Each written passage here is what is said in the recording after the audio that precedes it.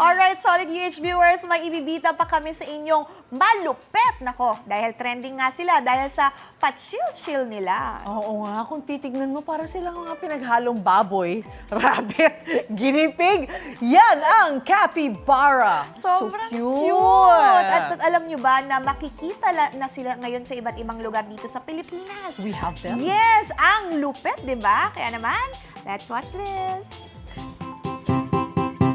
Mga kapuso, I'm sure dumaan na rin sa feed nyo ang mga cute videos sa mga pets na ito. At this morning, ang malupet na bibida sa atin ay mga capybara. Alam nyo ba, ang mga capybara ay kilala sa kanilang scientific name na Hydrochaeus hydrochaeus. Sila rin ay isang type ng mammal.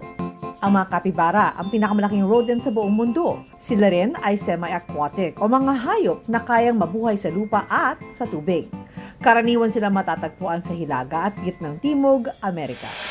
Dito sa Pilipinas, kinagigiliwan din ang mga capybara. Isa nga sa mga lugar kung saan pwede makita ang mga cute na capybara ay sa Manila Zoo. Maliliksi ang mga makikitang capybara dito. Nagtatalon-talon na para bang nagpapasikat sa mga buwibisita. Dahil naman tayo sa bandang south sa Cavite. Sa isang farm sa Cavite, may matatagpuan ding mga capybara. Very chill ang mga capybara dito.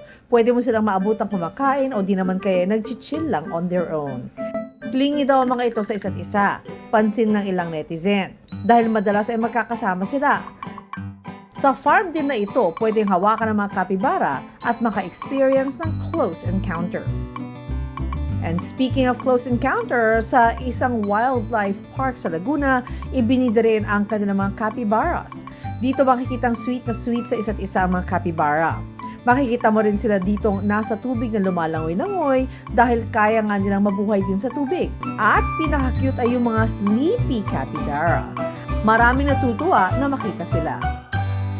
Ayan na, ang dami mo ng option kung saan pwedeng makita at maka-close encounter mga capybara. At kung napanood mo ito, baka sign na ito na bisitahin mo na rin sila.